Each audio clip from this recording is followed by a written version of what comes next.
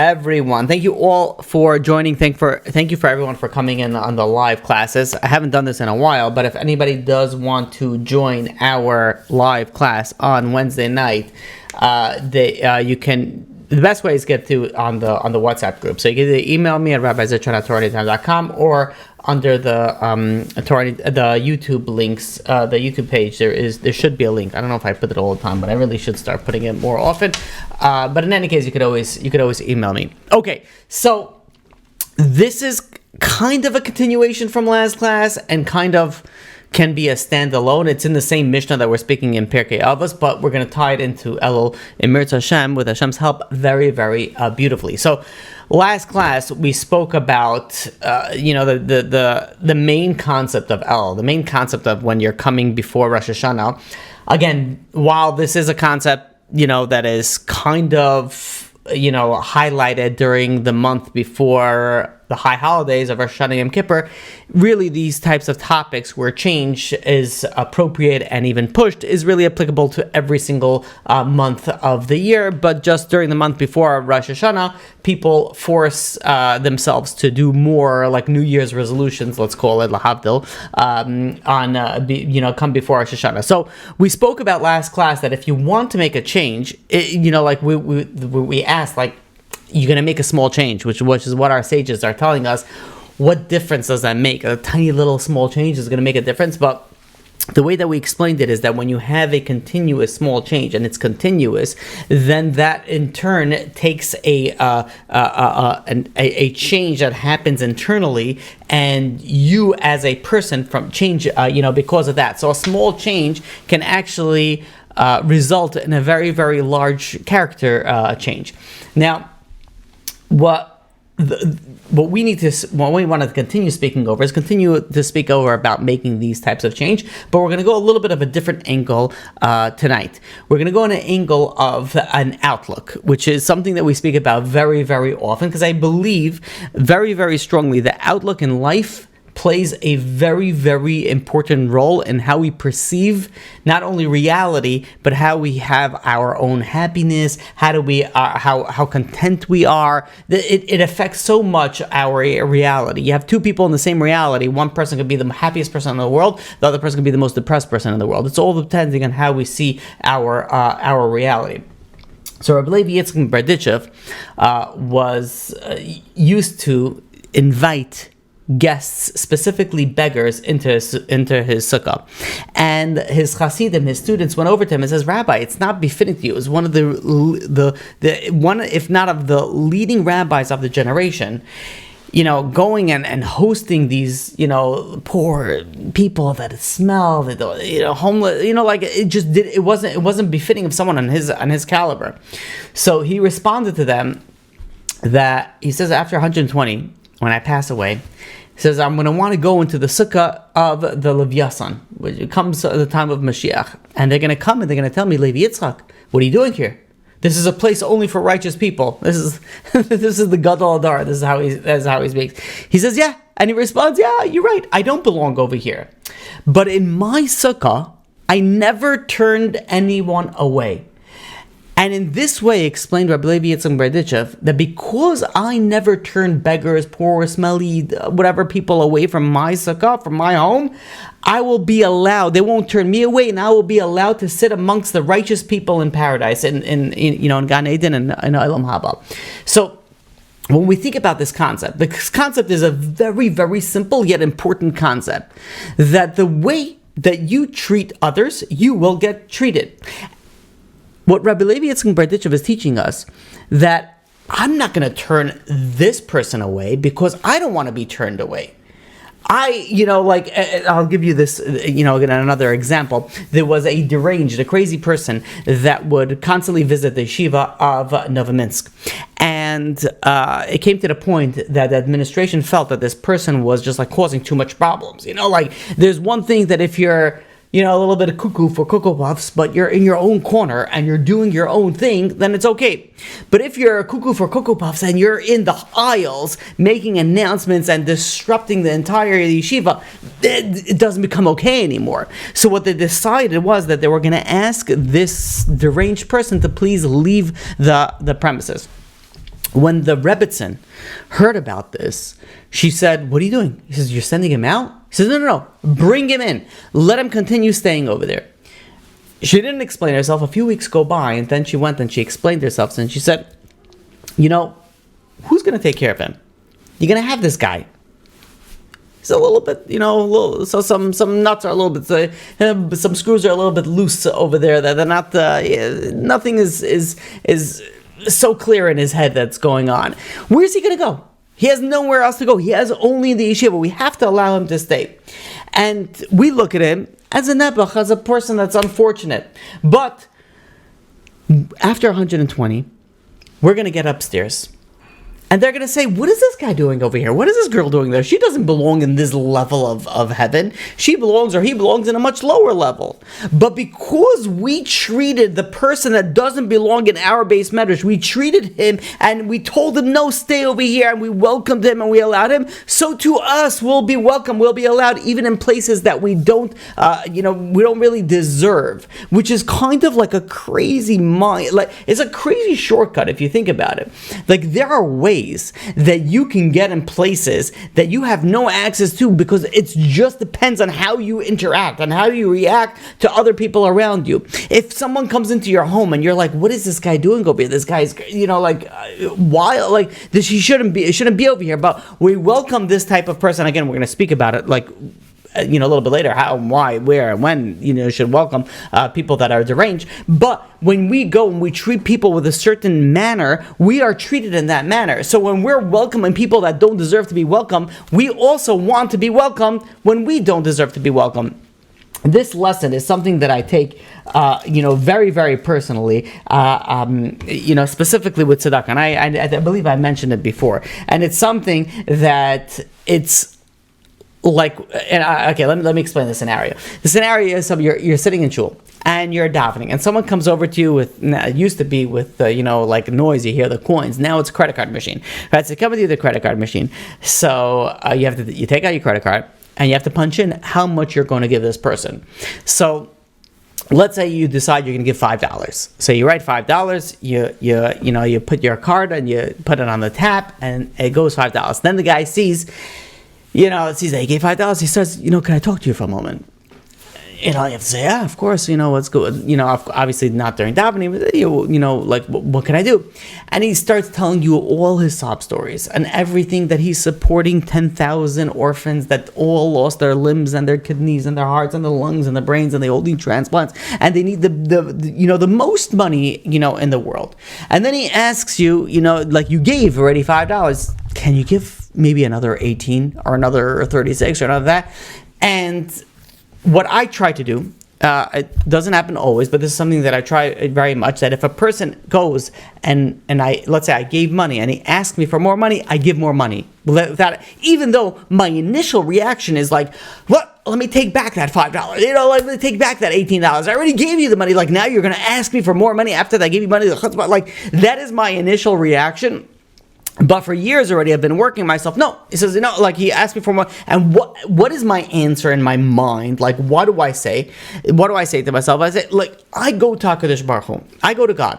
And I say, "HaKadosh Baruch Hu, please give me X, Y, and Z." And I have a long list, right? We all have the Amazon list of shopping that we go and we ask HaKadosh Baruch Hu, please give us help. Please give us, give us spiritual growth, give us physical growth, give us parnasa, give us, normal, healthy children. We have a list of things that we go. And in my mind, I'm like, wait a minute. I ask HaKadosh Baruch Hu. HaKadosh Baruch Hu gives. And then I say, "But can you give more?" And so how do I respond to someone who does that to me? So when somebody comes down and says, let's say I give them some money, and then they go and they ask for more money, I'd be like, "But I do the same thing to HaKadosh Baruch Hu every single day. So how could I say no to this guy when I'm asking HaKadosh Baruch Hu to do the same thing for me?" And that's and in my mind, I'm like, it makes it okay. Like, I don't get upset anymore. I used to get upset a lot more. Now I'm like, okay, now I have an opportunity to show HaKadosh Baruch Hu that, okay, wait, I'm giving more, so please, you give more, to me when I ask. And this is the lesson that we have to learn. That the way we treat others, the way we think about others, and the way that we react to others is the way that we are going to get reacted to. So what Rabbi Yitzchak and Berditchev and the Novominsk Rebbetzin is teaching us is that when someone is in a position that they're not supposed to be in, and you welcome them, you're just opening up doors for yourself that you don't even believe. And even though in your mind you're like, I have the greatest excuse, I have the greatest reason. You could come and you could be like, wait a minute, this deranged person is disturbing all the learning. This deranged person it's not befitting for a rabbi to have such, people in this. We have all the right reasoning, but sometimes all the right reasonings actually comes to the wrong conclusion. So, if we pivot that for a second and we think about change, and we think about this concept in change, right? Let's say you want to change your anger, right? Let's say you jump too much to, you're too quick to make a response.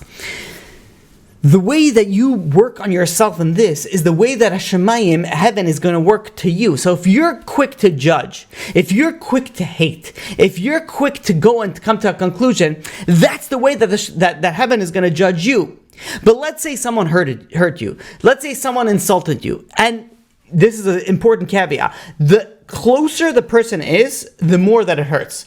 The closer the person is, the more that it affects you. So when you go and you forgo that, and you forgive that, and you forget that, then heaven is going to forget you. Let's say you have a sibling that insulted you, hurt you, or whatever, did something to you, and you're able to to forgive that person and to move on with that person. That's going to give you that power that come Rosh Hashanah, or come throughout the entire year, or come after 120, heaven's going to say like, oh wait, you did X, Y, and Z. But you say, but look at my mythos, look at my character trait. I forgave everybody. They're like, yeah, people messed up to me and I forgave them. So do I mess up. Please forgive me. I'm not saying that you don't need to do tshuva, but I'm saying there's such an awesome shortcut. There's such an awesome shortcut in life that if we only tap into it, obviously it's easier said than done, but if we only tap into it, we'd be able to accomplish so much. We'd be able to get so far, even if it's not in this world, in the next world for sure. So with that being said, let's look at the Mishnah. The Mishnah in Pirkei Avos that we're speaking about is the fifth Mishnah in Pirkei Avos, and we spoke about it a little bit last week. Yossi ben Yochanan Ish Yerushalayim Aimer. Yossi ben Yochanan says, "Yehei beischa pasuach l'revcha." Your house should be open wide, and this is what we spoke about last week. We're not going to get into that. And then the Mishnah says something very, very interesting. V'yehei aniyim b'nei beisecha, and your house should be poor people. Now it's very how do we understand it? It almost sounds like that your people that live in your house should be like they're poor. And in essence, it's really what the Mishnah is explaining, and we're gonna expound on that. This is a type of Mishnah that has three different aspects to it that they seem that they're completely unrelated, but they're so related. And it's so, what's great when you have three different topics that you think they have no connection, and then it ties in all so beautifully. There is an enjoyment. This is one of the I don't know, you call it the joys in life when I have in learning, is that when everything just forms into such a symmetrical ball, everything just clicks together. When you think there is no connection, and all of a sudden the connection becomes so clear. It's you've ever seen this where you see a picture, and the picture looks just messed lines. It doesn't look like a picture. And then all of a sudden you see a caption, and the caption reads, it's an old lady, blah, blah, blah, sitting under a tree or whatever it is. And all of a sudden you see that picture. What you saw before, you can't go back to that. Now everything is so clear, everything is so perfectly, everything, it's and now you're able to enjoy the beauty of the art. You're able to enjoy, because everything is everything just plugs in. So when you look at the Mishnah, and I didn't intend of going through the entire Mishnah, but let me just plant it over, to you, and then we're going to continue, what we were discussing. So the rabbi goes on to the Mishnah. Yossi ben Yochanan Yossi ben Yochanan again was the Av Bezdin, was the head of the court, and he said this. He said three things. Number one, your home should be open wide. very meaning welcome guests. The second one, it says the second aspect, that the poor people should be in your house. Now, you can look at that two different things. It means that the poor people are your house, or the poor people are invited to your house. And then the third aspect, don't speak, don't go and have a lot of conversations with women, right? It's speaking about obviously the opposite gender. And this, the Mishnah continues, is talking about his wife, certainly for sure by someone else's wife. And then the Mishnah ends off, every time that someone goes and is mar b'sicha me'isha, is increasing in conversation with a woman, he causes bad upon himself. He's violating on the sin of not learning Torah. And the end, he inherits Gehenna. That's the Mishnah. And it seems like it's almost like there's a point here, there's a point here, and there's a point here, right? Seem like a point that there is like your home should be open wide, and then you should have your house should be like poor people, like the people of your house should be like poor people, and then it says don't talk a lot to women, for sure, like certainly your wife and certainly the other people's wife. It seems like it's all everywhere. We're going to present today like a way that we're going to just like plug everything together, and the beauty of today's class is that even if you get like one part, you'll get like 1,000%. There's like so much like gold, like serious gold in this, in this Mishnah specifically related to, to Elul. So I want to share with you something from Rabbi Yaakov Hillel. Rabbi Yaakov Hillel is a big Mikubal, big Kabbalist in Eretz Yisrael, and when the way that he explains this Mishnah, specifically in the area of that you should have poor people in your home, he's referring to that when the people in your home should be treated. Treated is not the right word. They should live their life as if they're poor. Also, not a good explanation of it. But bear with me, and you'll be able to understand it. Now, he explains as follows through a Ben Sarah Umora. Ben Sarah Umora is a wayward, rebellious son. So you have this boy, and this boy goes and violates the Torah commandments, and his end is that he dies by public stoning. And this boy is no older than a bar mitzvah boy. But because he is brought up, expected to get whatever he wants, then he will not stop at anything to satisfy his appetite. So because this home environment just spoiled the kids like with everything, his end will be a very, very terrible end, and he ends up getting, as a young kid, because the sages see, again, not that there was, that many or if any cases of this, but because the sages see that this is the way that's going to go, better he have his end now before he goes and he ends up doing who knows what. The lesson of this very, very important and hard to understand concept is that if someone is raised in a way that they can get away with anything, or they can get anything that they want, they won't stop at anything, meaning that it's just you fall through so many obstacles. I had a conversation with somebody, this type of conversation I have very, very frequently. Why God can make everybody billionaires, God can make everybody millionaires, God can make everybody trillionaires. Like, why doesn't God, do that? There's many answers to it, and we're not going to get into the topic, in itself.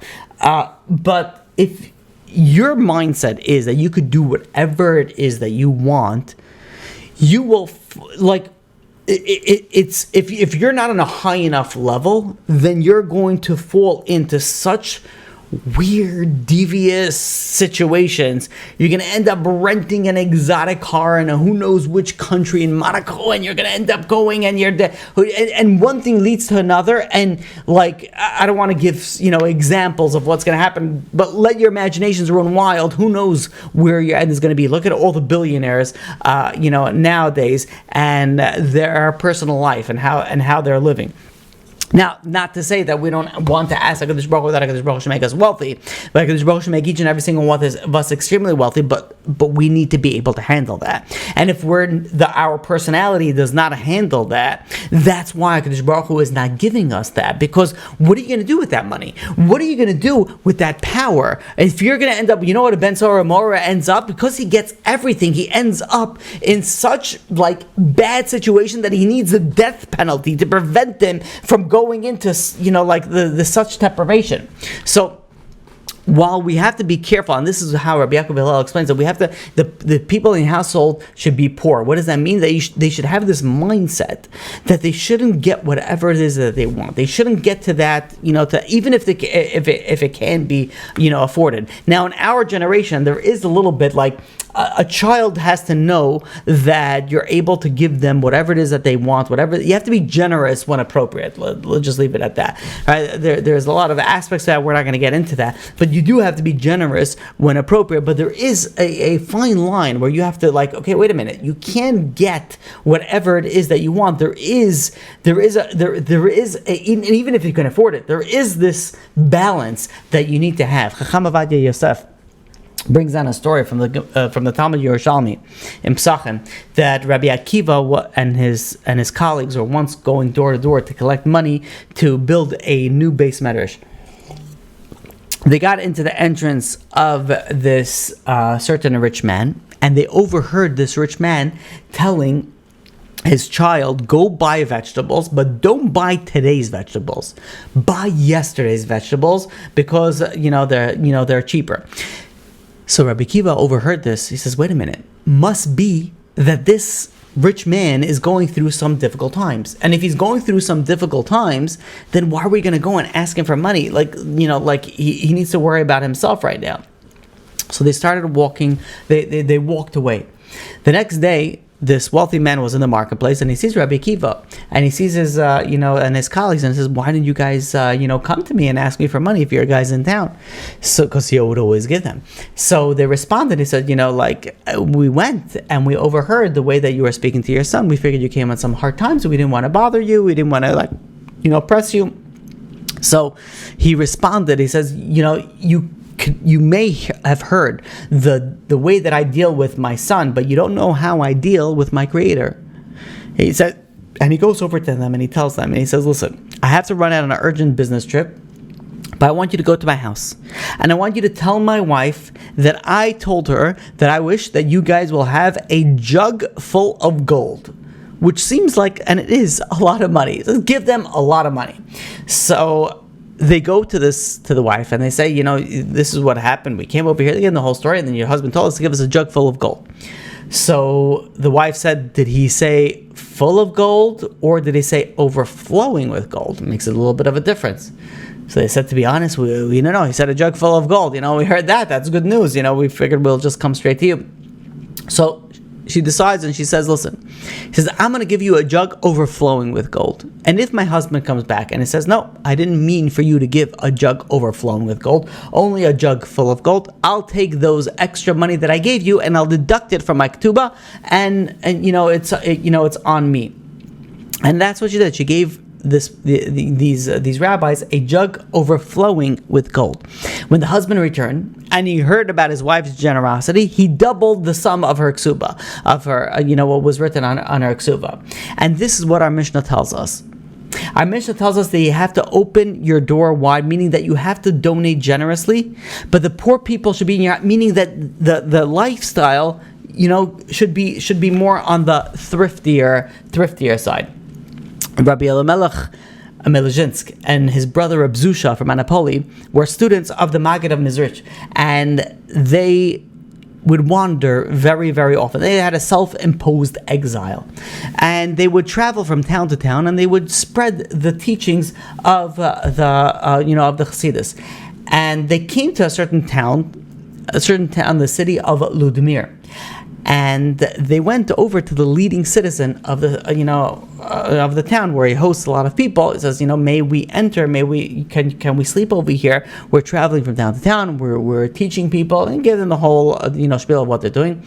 And this leading person of the community said, listen, it's not appropriate for me to invite people of your caliber into my home. I'm a very wealthy, prosperous person. I'm well connected. To have such people sleep in my home, then go find somewhere else, so you cannot go into here. Then they went and they found somewhere else to stay the night. After a couple of years, these brothers, which are huge rabbis, especially in the Chassidic world, they gained fame. People heard about them. Rabbi Lemelech, Zinzer, Zisha from Anapoli, that like everybody heard about them. And now they became popular and they became well known. So they had their students, they purchased them a wagon, they purchased for them horses, magnificent wagon. And they again went traveling to the city of Ludmir.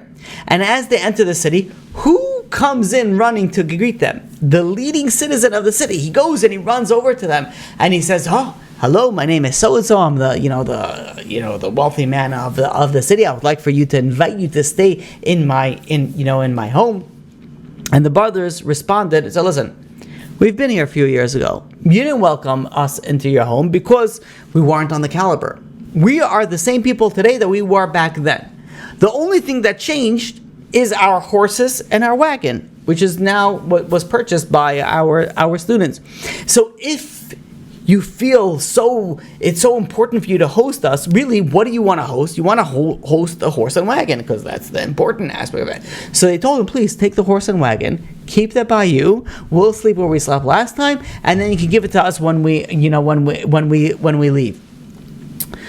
The importance, the way we define what is important to us is the way that we see our reality. This person, he saw what was important. Oh, now all of a sudden it's a well-to-do rabbis and they're very well connected and they have a lot of. Now I'm going to welcome them. But beforehand, because they were not on that level, he didn't go and he didn't welcome him. When we look at these concepts, we have to realize what is important in our life. And you look at these rabbis, and you look at these stories where you have what was important for them was opening your house, giving money to poor people, giving money away. That was what was important, and that is what they spend money. And that's what the Mishnah tells us: go and open your house wide. Go and make sure that you have a lot of guests for the people of your home. Make sure that you don't spoil them like a Bein Sara or Mara. You don't go and you give them everything. There was another story from there was a Talmid Chacham, a Torah scholar, that went and visited the city of Bartanura, and he was on a fundraising mission, and he heard about a very wealthy man, and he went over to this wealthy man's house. He was about to knock on the door, and he heard the man instructing his servant, similar to the previous two stories ago, where he said, "Go and buy yesterday's produce because that would be a little bit cheaper." This man was going and he was collecting money. He thought, okay, maybe this guy doesn't have enough money. Why am I going to collect money? Let me walk away. And he started walking away. And this wealthy man looked out the window and sees this poor man walking away. He says, he calls him and says, "Where are you going?" He says, "You came to collect money. Why are you leaving?" And the guy was like stuttering a little bit. He said, "To be honest, I overheard what you said to your slave. I don't want to bother you if you don't have money. I don't want to ask."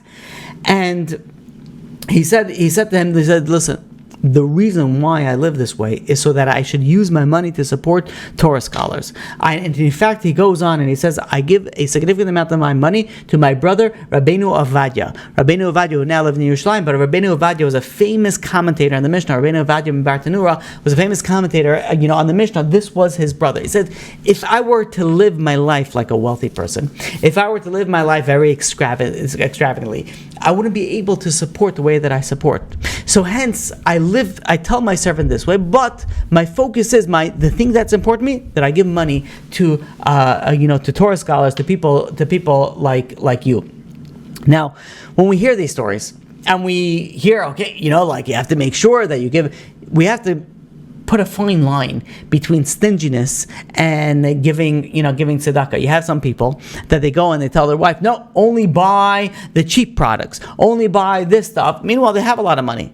And they cause their spouse significant heartache when they say, "No, you have to buy this, you have to buy that, you have to focus on the cheap." And it's not because they want to give the money to charity, but rather because they're stingy. So they'll come and they learn this Mishnah, and they say, "Oh, you see?" They go, "You have to buy yesterday's produce. You have to be cheap on that." Those people are using the good and digging their own grave a lot deeper.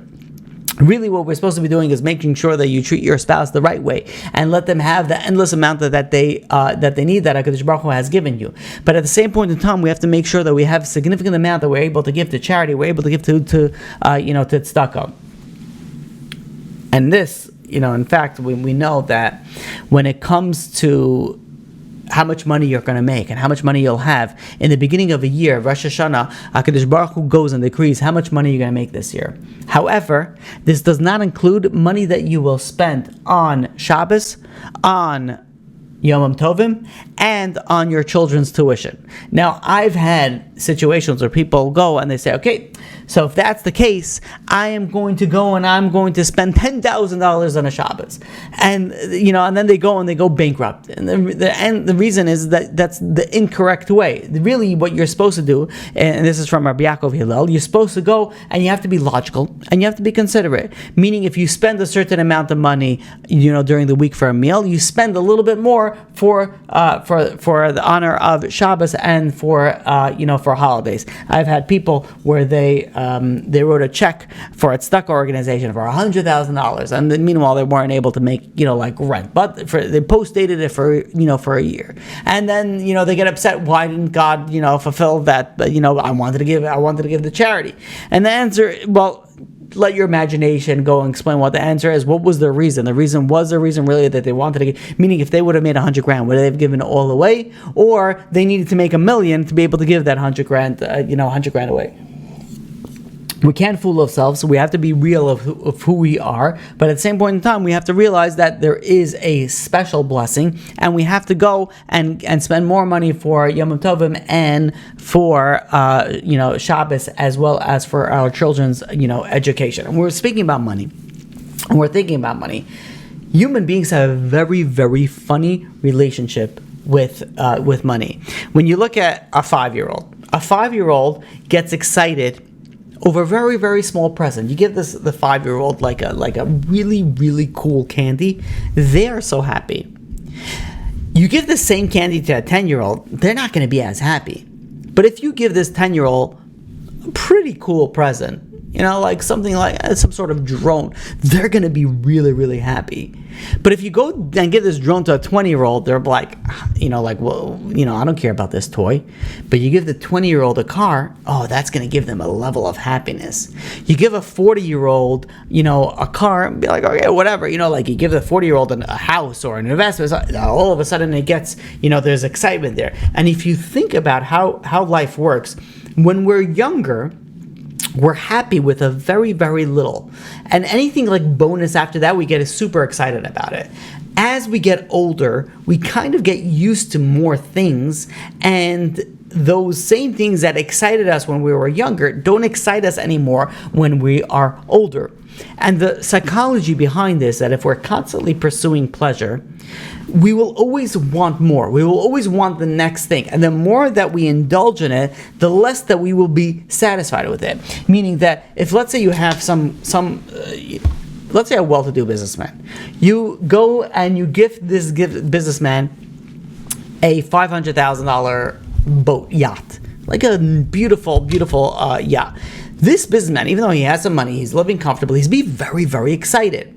You take this same $500,000 yacht and you gift it to, Jeff Bezos, you gift it to Mark Zuckerberg, you gift it to, Elon Musk. They'll be like, what am I supposed to do with this? This can be for where my servants, travel right behind me on my mega yacht, like my $90 million yacht or $250 million yacht. And it's almost like an insult. Like it has nothing to do with it. And what's the reason? What's the reason that it's the same object, but for one person, they got so used to it. They got so, they've been there. They have their mega yachts. They have all these luxury that what you're presenting them doesn't mean anything to them. But if you have someone, let's say Bill Gates never bought a boat. I don't know what he has, what he doesn't have, but let's say he never bought a boat, and you present it with a $500,000 boat, be like, wow, that he'll appreciate that. So what happens is in the human psychology is that we kind of get jaded, that once we get something, we're not as excited when we get something else, especially if it's in a lower caliber. But if we never got it before, all of a sudden there's an excitement, there's an appreciation. We can connect to something and we can appreciate something so much more. Now, if you think about it, it's a very, very sad reality that we live in. We live in a part that we always have to up, up the year before, up the present before. We always have to up it. And, it's a shame that, we can't go back to the simple pleasures that we have.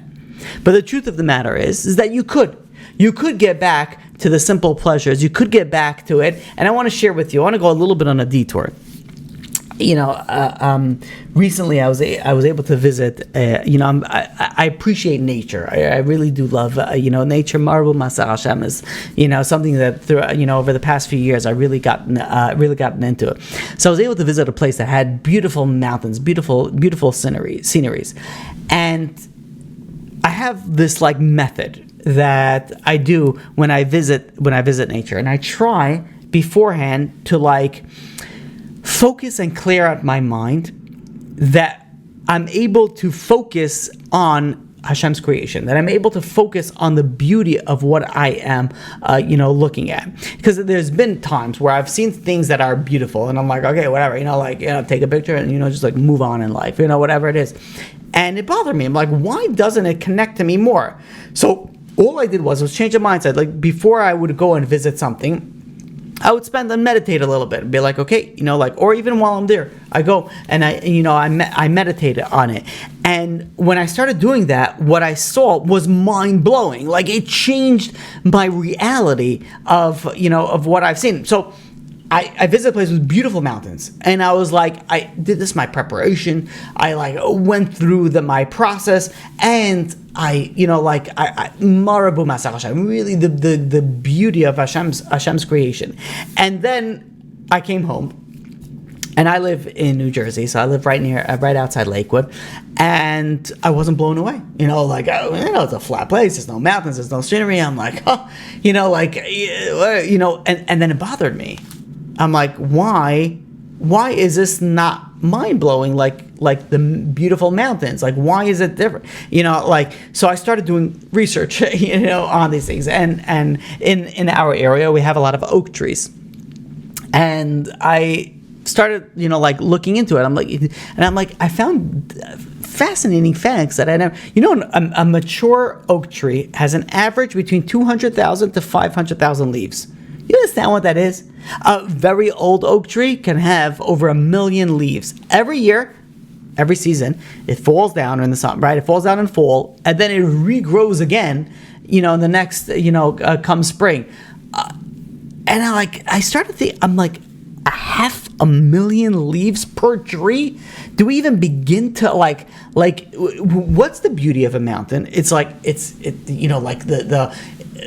beauty of it is the towering figures and the change of where you see something straight and all of a sudden it goes up, the change in elevation. There are things that in our mind become mind-blowing. I'm like, this is mind-blowing. And I started looking at trees and I'm like, whoa, there's 500,000 leaves on this tree. I'm like, crazy. And there's how many millions of trees? And when I'm just driving around, even when I lived in Brooklyn, you had trees also over there. How many leaves? What's going on over there? Then this is the way my mind works. Again, not everybody. I'm I was blown away by leaves, and then I'm starting to think. I'm looking all around. I'm looking at the leaves. I'm looking at the grass. I'm looking at the bushes, and it's all green. And I'm I don't know how many times I asked this in my life, and I'm like, why is it all green? Why did Hashem make the grass green, the trees green, the bushes green?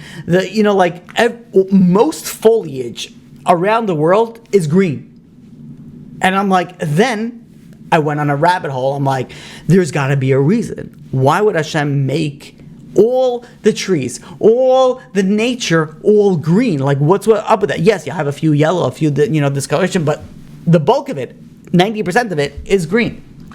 So I started going in a rabbit hole on colors and the psychology of colors, and I found fascinating things. Like the color yellow, for example. Yellow, every color has scientific connotation, has a psychological effect on you, right? And this is based on science. This is based on a lot of, you could go look at this up yourself. So yellow is associated with happiness, warmth, clarity, and again, yellow, sun, happiness, warmth, clarity. This kind of makes sense. And then you think about it, smart marketing companies utilize colors to associate it with certain products. So McDonald's took yellow, Best Buy took yellow. This is something that's happiness. Or emojis, when you go and you send smiley faces or fingers or hands, why is it all yellow? This is something that denotes happiness, and the reason why you send that most of the time, 90% of the time, is for happy and goodness at it. So they made it yellow. Then you look at the color blue. Blue is the color of the sky, the color of water. Blue represents, Al-Pi psychology, trust, security, calmness, competence. And you look at what companies utilize blue: PayPal, Chase, American Express, IBM, a lot of financial institutions. They want to present, no, you could be calm by giving the money to us. These are subliminal messages that they're just sending us, and we're receiving it and not even knowing about it. Red, on the other hand, is energy, excitement, passion. So this is why you have on sale things are always in red. They grab your eye. It's more of a passion of something quick. Let me just go. Let me go grab it and buy it. Coca-Cola is red. YouTube is red. Target is red. They utilize these things. Oh, come, you're going to get good deals. Come, you're going to be energetic. Come, you're going to be able to go and be, excited, entertained, so on and so forth. White, on the other hand, represents cleanliness, purity, lotions, a lot of cosmetics. They have this white, pure, effect on it. The companies pay millions and millions of dollars to marketing agencies. Give us the right color. There is a color, color also, like the effect. When I got down this rabbit hole, I was like going in, I'm like, oh my, color affects us so much. It could, even subconsciously, it can even be culturally, right? For some, black can be very ominous, death and negativity. For others, it could be sophisticated, right? We wear black suits, black tuxes, wear black dresses, but at the same point in time, in funerals in the American culture, in the Western culture, you have this dichotomy of depending on where you're brought up. In the Chinese culture, red can mean prosperity. At the same point in time, red can also mean blood. There's different, meaning the colors affect us, and we can learn how it affects, it affects us. There's something very interesting. The color of purple was always notated with royalty. Why?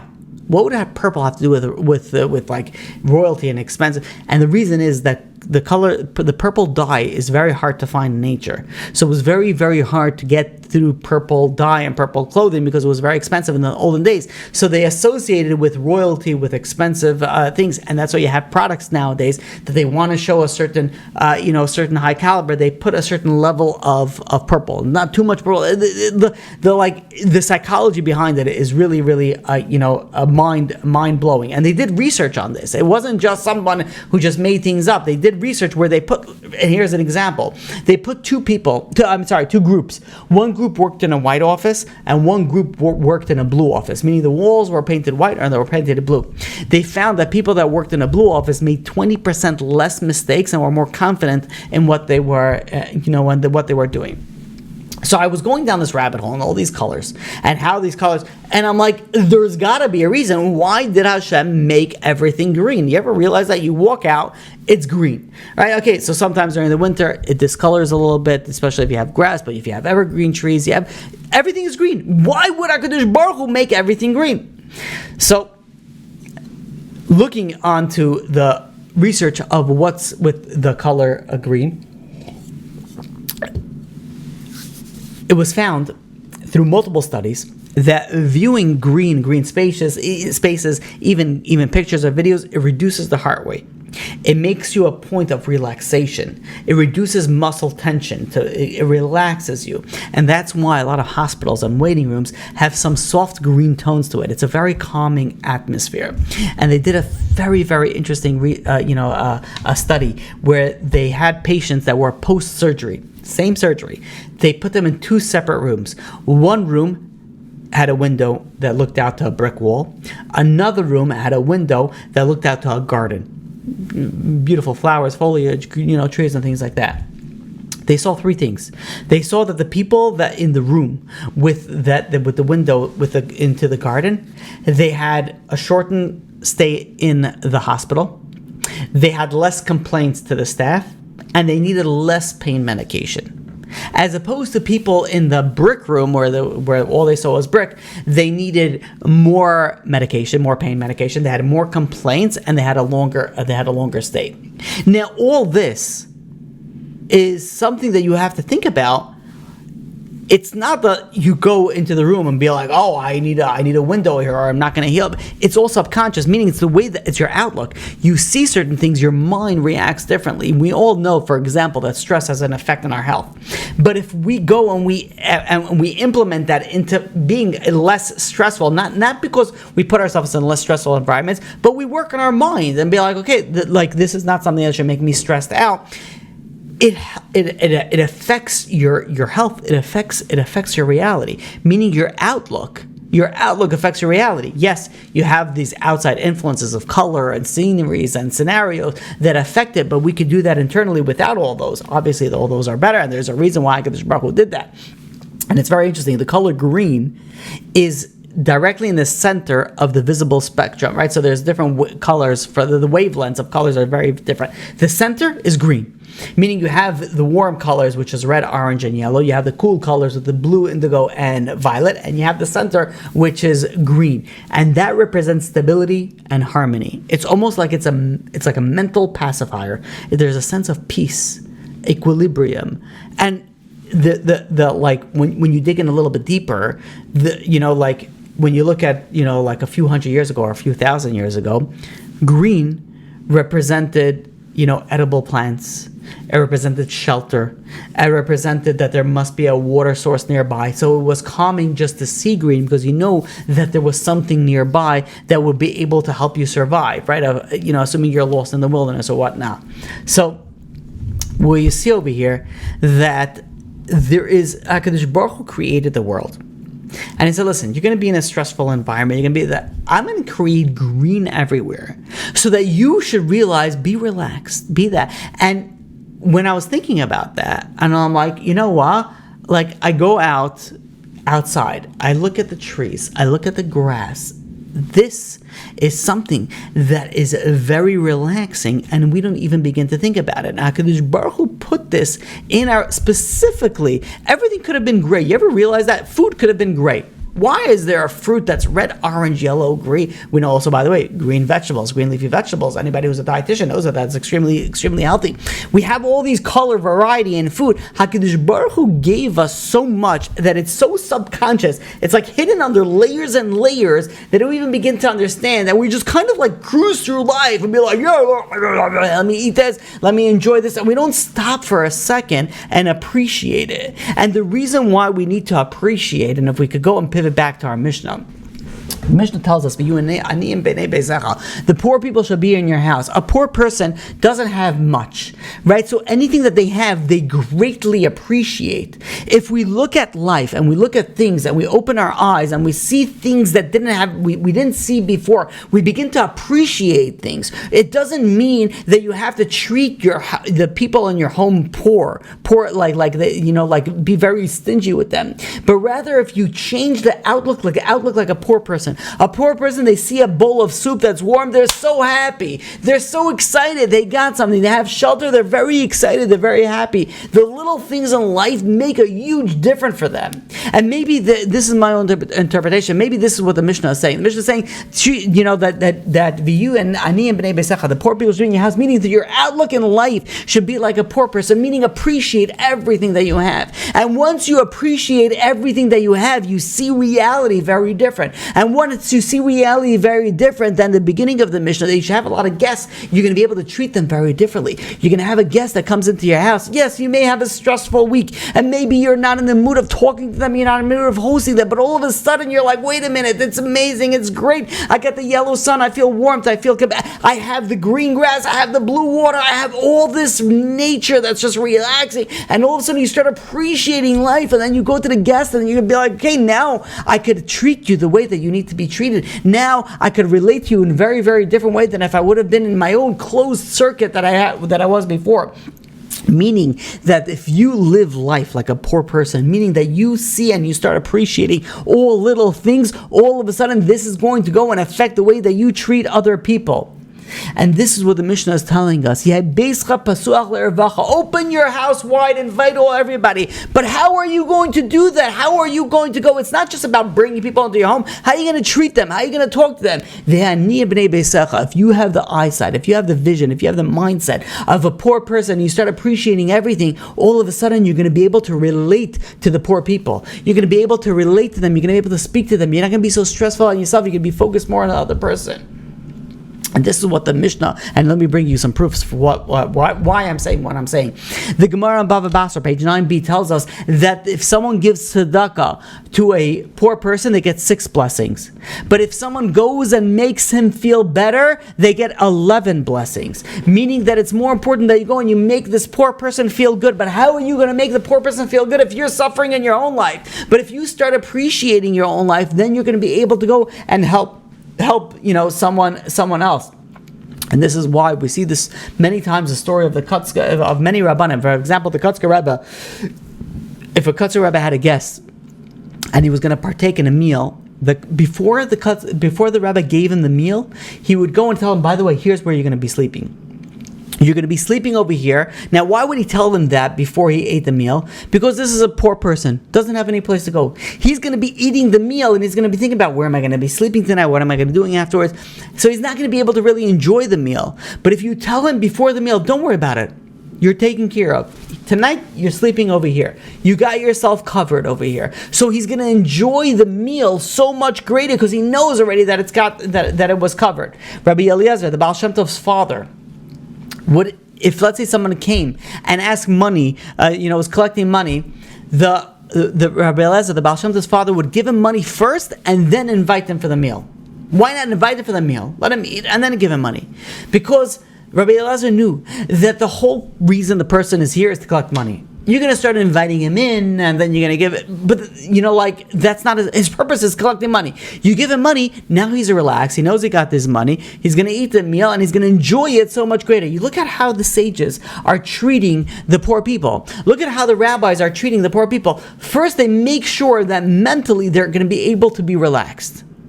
Whatever it is that you're going through, whether you need to sleep, whether you need some money, we're taking care of you. Now, let me put a bonus about that. Have a meal, have a place to stay, have some, have some money.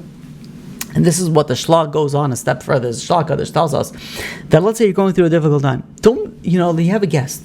Don't start spilling your, the difficulties to your guest. Let them, why do you have to, burn out their mood? I'm not talking about a close friend that you're opening up to. I'm talking about someone who's just happens to be coming in. Go, you don't have to feel, the person's going to feel, oh, it's my fault that this person is going and, is having a difficult time, my host, and that's why I'm here, I'm bothering him, so on and so forth. No, you shouldn't have to speak about your hardship when you have guests. His Sfas Emes goes on a little bit of a different angle. And he says, if you have a guest, let them leave when they want to leave. Some people says, no, stay. And they think they're doing the right thing. You have to be, the right way to host a guest is to make the guest feel comfortable. How does the guest feel comfortable? They could come and go as they please. They want to stay a day, they want to leave a day, whatever it is, that's how you should be doing Hachnasas Archem. And we see this from, the Yalkut Shemaini, the Medrash in Yalkut Shemaini brings down a story from Shlomo HaMelech. Shlomo HaMelech was, at one point, he was removed from his throne. And he was going door to door begging. And he learned 2 forms of hospitality. One was he was going on one day, and he came to a home that was very wealthy. And the guy gave him delicacies and food and amazing things. And this person, this wealthy man, began recounting episodes of when Shlomo HaMelech was ruling. And he reminded him of his past glory. and obviously of his present situation. And Shlomo Melech wept and he cried. The next day he went to visit another man, and this man came over to Shlomo Melech and said, listen, I'm a poor man. I can't give you the meats, I can't give you everything, but if you honor with me with your company, I'll give you vegetables, I'll give you whatever I can. And he offered him some fruits and vegetables. But he went and he started speaking to him in such an uplifting manner. Listen, HaKadosh Baruch Hu spoke to your forefathers and your father that the kingship will never leave your family. Just like HaKadosh Baruch Hu took it away, he's going to give it back to you. You're going to go resume your throne. And give him very uplifting messages. And Shlomo Melech later wrote on these two encounters. If you want to look it up, it's in Mishnah, chapter 15, verse 17. Toiv aruchas yerak ve'ahava sham. It's better to have a meal of herbs, like vegetables, where there is love, mishar avos v'sinabai, than a fattened ox where there is sinna, where there's hatred. Meaning that it's better to go in a simpler place, in a simpler where there's going to be happiness and love and peace, than going in a place where there's going to be hatred, but there's going to be very, very good food. And this shows us how it is important that we treat our guests that are coming into our home. Now let's bring in, I know it's getting a little bit late, we have a little bit more to go. We go and we look at the continuation of the Mishnah. The continuation of the Mishnah is, so just as a recap, you're supposed to open your house wide, have poor people in your house, which we explained that the people should have a mindset of being poor, and they should then they would go and appreciate the reality, and they'll be able to go and treat their guests with utmost respect. And then the Mishnah goes and says something seems like out of left field. Don't speak a lot with a woman, and this is talking about your wife. What does that mean? How do you explain that? The Gemara in Yevamos, page 62b, tells us how is a person supposed to treat his wife? A person is supposed to love his wife like he loves himself, but treat her with greater respect than he treats himself. And the Gemara in Bava Metzia, page 59, says that a person should always show his wife respect, because only because of her there's blessing in the home. So how does the Mishnah say it? Tell us over here. Al tar b'simcha meisha. Don't go and speak a lot with the woman. You go to any feminist that reads this Mishnah, it means, what's going on over here? What is this, like ancient? We know the Torah is timeless. The Torah is not something that's not a chauvinistic and not feministic and not nothing in between. The Torah says very clearly that you're supposed to love your wife like you love yourself, and you're supposed to respect your wife more than yourself. So what does this mean over here? So Rabbi Yonah explains that this is referring to when your wife is a nida, and this way you shouldn't be tempted to sin, and that's why you should decrease in the conversation with her. I wanted to bring that up, but we're not going to go and expand on that. I wanted to expand on Rashi, where it's referring to where the wife is not a nida, and you're still supposed to refrain from speaking. So what is a reference over here? So there's a few answers I'd like to present. Number one, what does it mean that you shouldn't go and speak a lot, and it's referring to your wife? That let's say a person is going through some sort of conflict in work and business and friends, whatever it is. So when a man goes through a conflict, there is an apology, they're able to get it, and they get over it fairly quickly, depending on the person, obviously, but they get it over fairly quickly. But let's say the man goes over to his wife, and he says, oh, by the way, this person did X, Y, and Z. The wife takes it very personally. The wife has this very strong connection to the husband. She has a very strong emotional connection. Right? A wife to a husband has this loving connection that is much stronger, than the husband. The way that men and women are wired differently. And if someone hurt her husband, she's not going to take that sitting down. She's like, what? This person said what to you? And she is going to be very, very upset about that. Now, meanwhile, 2 weeks go by and this person apologizes. The husband goes and forgets about it. The wife didn't forget about it. He says, I don't care if you apologize. Like, what do you mean? Like, he said that to you? He says, no. She's Mama Bear is going to stand up and is going to defend. And it's going to, it's going to be very, so the Chazal tell us, he says, some things you don't have to share. Some things you should. In fact, most things you should share with your wife. But some minor disagreements, why bring her into it? Why get her in that situation? So that's one answer. I want to present another answer, and that is that when you go and you have guests in the house, what happens if it's going to be a negative influence on your family? Should you bring these guests in? Absolutely not. If there's a negative influence, you can't. So who is the best one to scrutinize and understand it? Says the Gemara in Brachos, page 10b, that a woman understands the guests more than a man. And you have to be careful. Who you bring, if let's say you're bringing somebody into your home, and it's especially very apropos to people that are involved in kiruv, that who you bring into home, you have to be careful. Are your children okay with that? Are your children going to be influenced by that? Or maybe they'll go the other way. Like, you have to take all these considerations into your like if you're going to bring them, or if you won't bring them to your home.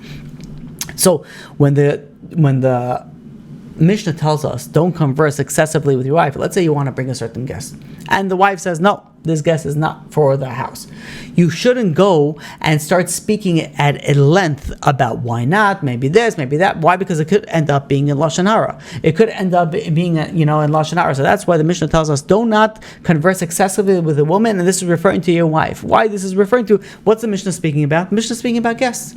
And with the woman is the one, as the Gemara in Brachas tells us, knows how to understand guests more than a man. So if a woman says something, you have to take that into consideration. Obviously, at the same point in time, a woman has to take this responsibility to a higher level. If she's saying no to a certain guest, there has to be a legitimate reason and not a biased reason and not a whatever, reason. But at the end of the day, when the woman says something, you have to listen, because the woman knows more, and you shouldn't press too much, because it could end up in a Lashon Hara. So that's why the Mishnah tells us don't converse excessively with a woman, referring to specifically your wife. Well, we're talking about specifically guests over here. Why? Because then you could end up with something that is that is Lashon Hara. So when we look at how this all plugs in together, the first part of the Mishnah, open your house wide. The second part of the Mishnah, treat your household like poor. And the third part, don't converse excessively with your wife.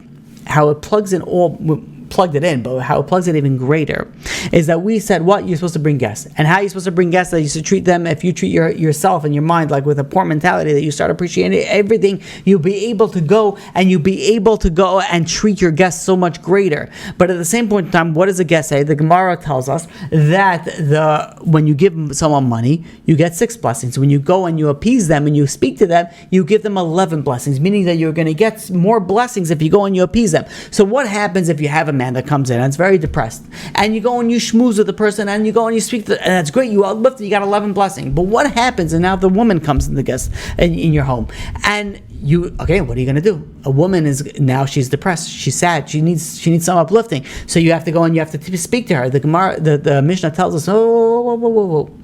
He says, don't speak excessively to a woman. Yes, that at some point in time it's appropriate and it's apropos, but don't speak excessively. That's something for woman to woman and a man to man. Don't start going and mixing that, because you think about it and be like, wait a minute. The whole purpose is guests. The whole purpose is that we go when we treat them the right way. So what happens if you have a woman that's going to come in that needs a little bit of extra help, a little bit of extra boost of morality? So if you speak a little bit, it's fine. But the Mishnah says don't speak excessively. That's something that could border on a tznius issue, which is something that is so important. That we do something that we think is good, but can be very, very detrimental. And this is something, in a few minutes we're going to be done. This is something, when it comes to Elul, our mind plays fantastic tricks on us. And we could utilize these tricks, and we could fall for these tricks. But sometimes we do something, we'll be like, no, really, this is for Hashem, and this is for the great, and we could get into chas v'shalom bad relationships or bad situations where we think we're helping, and really we're being in a situation that's very, very detrimental. And that's why the Mishnah tells us, yes, open your house wide. Yes, make sure that people go and treat the poor people correctly, that they see and they appreciate life, and hence they're going to be able to appreciate the guests and be able to treat the guests appropriately. And yes, you're supposed to go and appease and make sure the person is happy emotionally, intellectually, financially, in all aspects. But the Mishnah tells us, don't fall into this trap. Don't go because, you're having a guest over here, and now you're going to go and you're going to converse, and you're going to make them feel better, and you're going to make them feel like, this is the smartest thing and this is the greatest thing. No. Halacha is halacha, and you have to know where your place is. And the Mishnah finishes off very, very interesting. Mikan amru chachamim, the Mishnah finishes off. If a person goes and converses excessively with a woman, causes bad upon himself, and he's losing out of learning Torah, and he ends up going to Gehenna, going to to hell. Now, let's understand what's going on over here. What is Chazal telling us over here? Okay, you're not supposed to, we don't have the time to really break this down, but let's break this down in 6 seconds. Chesed, how you treat the chesed. Don't speak excessively to the woman, and then Gehenna. How does all that go in? So we have to realize the importance of learning Torah. We have to realize the importance and the significance of not learning Torah. There was once someone that went over to the Stipler Gaon, and he went to Rabbi Yaakov Yisrael Kanievsky, and he goes in and he brings a kvittel, writes a letter, and in the letter he writes that his name is so-and-so, and his parents' name is so-and-so, and his family name is so-and-so. So the Stipler Gaon reads this, he looks at it, and he says, "Are you related by any chance to, so-and-so?" He says, "Yeah, that's my brother." He says, "That's your brother?" He says, "Bring him in immediately."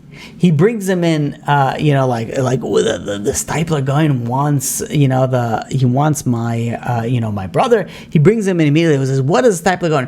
And he says, "Is this, so-and-so?" He says, "Yeah." He says, about 12 years ago, you were learning in a base medrash. And in this base medrash, you were going and you were learning, and all of a sudden there was a person that was cleaning. And you were in the way. And he asked him, "Can you please move out, move out of the way so I could clean this area?" And you moved out of the way, and he cleaned that area. And then he went to your area where you were moved to, and he says, "Now I need to clean this, or can you move back?" And he moved back. And it says, this shamish, this cleaner, he recently passed away. And he caused you bittul Torah. He caused you, to not learn, in a few seconds. He says, "Can you do me a favor? Can you go to his grave with 10 people and be mochel him, forgive him for causing this bittul Torah?" So the lesson that we could take away from this is a few minutes that was missed in learning, but so precious as a few minutes of learning Torah that the Stipler said, no, you need to go and ask him for mechila. And this is what the Maharal brings down, something very interesting.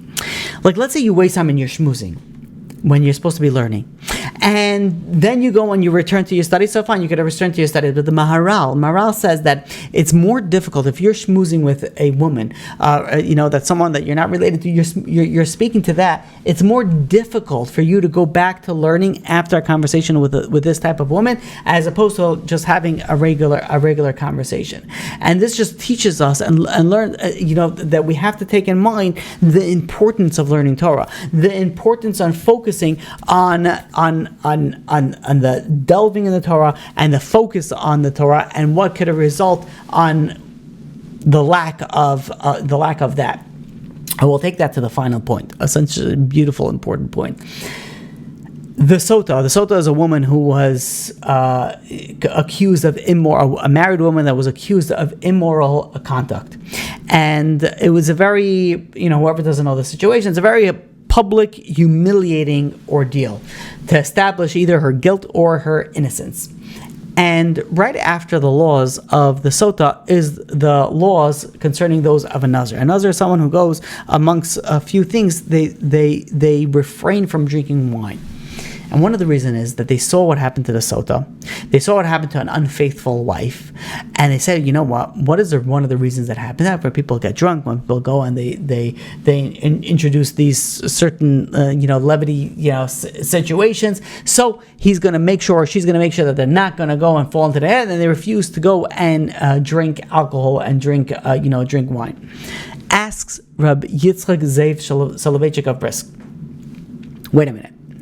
If someone witnessed a Sota, if someone witnessed a woman that was accused of infidelity, it was accused of immoral conduct, a married woman, and what happens to her is that if she was really immoral and she denies it, she ends up literally blowing up. That's what happens to her.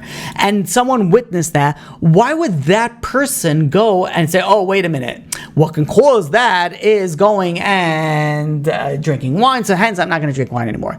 If anything, someone who didn't see that should go and avoid drinking wine. But someone that saw that scenario, be like, "Wait a minute, I will never fall into something like this." Like, if you think about it, it's the other way around. So ask Rabbi Yitzchak, why is it that someone who witnessed a sota, someone who witnessed a woman who's going through infidelity and who got punished from it and saw the reaction, saw the consequences of her actions, and then he takes upon himself, "I'm going to make sure not to drink wine anymore." That person witnessed it. He witnessed what happened to someone who is immoral, to someone who goes and follows through something with infidelity.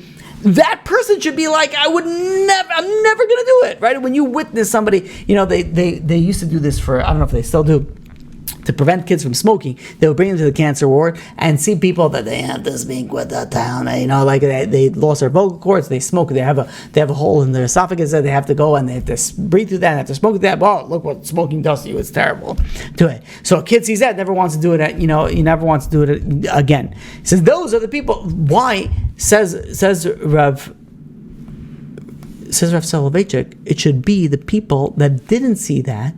They're the ones that are going to refute. This guy learned the lesson already. He saw it. He saw what happens. They learned the lesson. So explains Rabbi Yitzchak Soloveitchik something beautiful in the understanding of human thinking. Once we see something, once we hear about something that is the worst sin, one of the worst sins, and we think of something that was unthinkable, but all of a sudden we see that it does take place, it went from like something that would never do to something, oh wait a minute, it happens. Oh wait a minute, like it's more common than we think. So all of a sudden it becomes less taboo. The more that we speak about something, the more we speak about a certain, and this is why it's very interesting. So years ago, I gave classes about wasting seed, about different very, very sensitive subjects. And one of the reasons I got, and I took it down since then. I only send it to people who email me, and I know that they're on the level. But I spoke to a few gedolim about it, and one of the reasons were that the more you speak about something, you actually bring temptation to it. And some people have this, where they speak about a certain sin, but they're doing it in a kosher way, meaning that they're learning again, that they're not going to fall.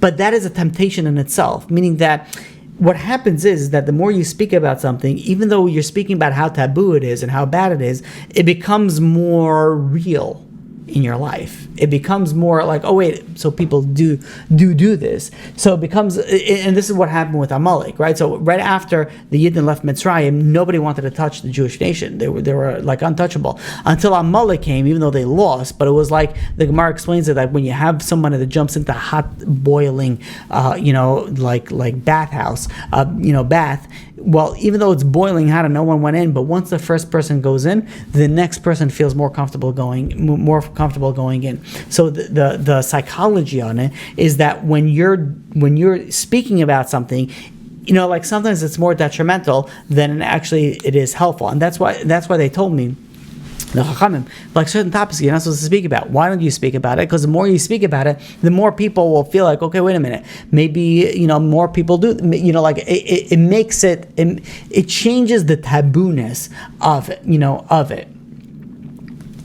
And that's why also Rabbi Shuvah Diskin explains that we should always judge people favorably. If we see someone doing something wrong, don't automatically assume that it was something wrong. Because if you assume that it was something wrong, be like, wait a minute, if that person could do it, then I can do it. And if that, so it's not so, it's not so bad on it. So we, in order to retain our natural shame, if I may, on certain things are not meant to be, spoken about. So when we go back to the sota, when you have a sota that someone that sees what happens, there in their mind it becomes like less even though it's like you see the scariness of it, but it comes in a sense in the psychology of a human mind becomes less taboo. So the Gemara says, oh, no, that's the person that's going to take upon, like, no, I'm going to make sure that I won't fall into this, and that's why I'll take upon, something on myself. So when we learn these concepts and we learn these things, what are we going to do? How are we going to go and we're going to take out, like, what are we going to take out,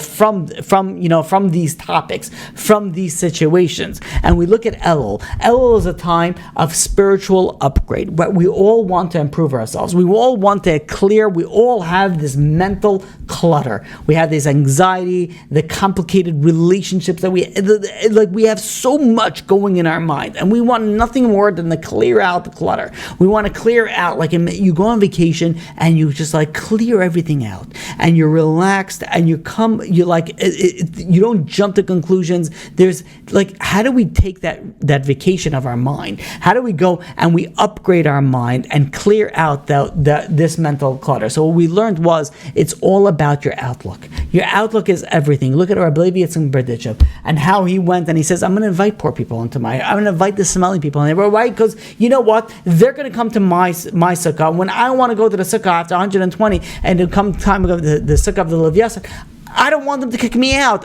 Just like I didn't kick anybody else out, they're not going to kick me out. And this is what the Novominsk Rebbetzin went and says, the way that we treat others is the measure with which we are going to be treated. You want to go and change yourself. This is a great catalyst. This is a great way to push yourself. Be like, wait a minute, I want to be judged a certain way on Rosh Hashanah. Why would I go and jump to conclusions? Why would I go and I get angry? I want HaKadosh Baruch Hu to be calm with me. I want HaKadosh Baruch Hu to be forgiving with me. And hence, this is the way that I am going to treat other people. Because if we're quick to anger, if we're quick to reject, this is how HaKadosh Baruch Hu is going to act to us. But if we're generous and accepting, then we merit and ensure that this is going to cause our own acceptance after 120, or specifically more apropos to coming this is Rosh Hashanah. And this is what the Mishnah is telling us. The Mishnah is telling us, let your home be open wide. Let the poor members be members of your household. It's not about just giving to the tzedakah. It's about changing our mindset. Because if we have our mindset of poor people, that we appreciate everything, we are able to go and result in different chesed. And it doesn't have to be only chesed. It doesn't have to only be an achnasas archem. If we have a different mindset, we daven differently, we learn differently, we dress differently, we think differently, we say our brachas differently. Everything is different because it all depends on the mindset. And this is where our relationship with money, we chase bigger and bigger thrills, and we think, no, it's not going to be the first. We start off with a candy, and then we need a toy, and then we need a car, and then we need a house, and then we need the antidote to all of this is how we retrain our perception. We see the world not with a mindset of lack, but with a mindset of awe. And this is where we brought the color green. HaKadosh Baruch Hu designed the world so beautifully, so amazingly, so geniusly, that there is, wherever we look, wherever we are on planet Earth, almost wherever we are on planet Earth, Hashem designed, there's green where we could see. It reduces our stress. It's a color of growth. It's a color of balance. This is the color that we're able to see and be like, wait a minute.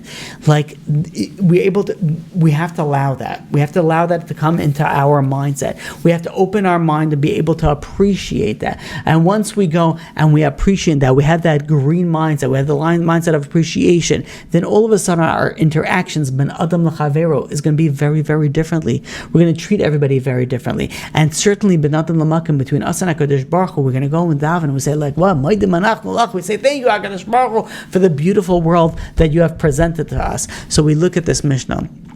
We look at this Mishnah that may seem like it's out of the blue and who knows what it's talking about, three different things, but really it's so interconnected that we started off that a person is supposed to go and is supposed to open his house wide, and they're supposed to go and they're supposed to welcome guests. But how are you supposed to welcome guests? You're not supposed to just bring them into your house and not do anything after that. There's a way of treating it. The Gemara tells us that you have to go and you have to appease them, make them feel good. You have greater blessings that if you go and you make them feel good. How are you going to to make them feel good. So you know how you're going to make them feel good? That if you go and if your mindset is a mindset of a poor person, you start appreciating everything. When you start appreciating everything, you could be able to focus on the guest. You could be able to give them more than that what they need. But at the same point in time, you have to realize that there is a balance. And what happens if the guest is going to be a woman? What happens if the guest is going to be someone of the opposite gender? You have to have boundaries. You have to be careful, because what happens is that if you're not careful and if you overstep your boundaries, you could go and you could be unfortunate with bittul Torah, and that Seifa Yerush Gehenna, you're going to end up in Gehenna. And this the Mishnah teaches us something very important. Look how important it is, learning Torah. Look how important. We're talking about something completely about like chesed, but even in chesed, it could result in an aspect of a lack of learning Torah. So when we look at this Mishnah, and we look at it as we come into Rosh Hashanah, there is so much that we should learn, and there's so much that we can gain from it. And you could pick one and whatever it is that you want to pick and learn from it. But one of the main aspects that I could present to you tonight is that it all depends on your mindset. It all depends on your mindset. You come into Rosh Hashanah, yes, you should ask for many things, but at the same point in time, say HaKadosh Baruch Hu, thank you. Thank you for my family. Thank you for my health. Thank you for my parnasa. Thank you for whatever it is HaKadosh Baruch Hu that you give me. Thank you for the bad. Thank you for my pain. Thank you for my difficulties, as well. We go to HaKadosh Baruch Hu and we say, HaKadosh Baruch Hu, thank you. I love you and I appreciate everything that you have. And once we have that, our reality changes completely. And once our reality changes completely, HaKadosh Baruch Hu is going to look at us, going to say, your reality has changed. You see the amazing world that I've created for you. HaKadosh Baruch Hu is going to give us with an amazing Rosh Hashanah, and they're going to write us in for a year full of health, of happiness, of success, of bracha, of parnasa, of tzlacha, of shalom, and only amazing, amazing things. We'll end off as usual for a kapitel tel and for Klal Yisrael, and then we will open up if there are any questions. As usual, we say kapitel kuf lamed. Shem alayis mima makim garsi Adonai Adonai Shem abikoli tianaz necha kashuv vayzak kol tachanunai im avai nais tishmar ya Adonai mi yamoid kim chasicha leman tivarei kivisi Adonai kifsa nafshi v'lidvarei achalti nafshi l'Adonai mishamim l'beker shamim l'beker yachal Yisrael l'Adonai kim Adonai yachesed v'arbei may fedus v'hu yiftei Yisrael mikol v'nesav achinu kol beis Yisrael hanasunim batzara v'ashivya ha'imdim bein bayam uvein bayabasha hamakim yirachem aleim v'yatzim yitzara l'racham mafela l'ara mishibud l'geula hashtabak excuse me v'san karev and emar amen. Yashkayach, thank you all for joining. Until next time, may you have an amazing, amazing week.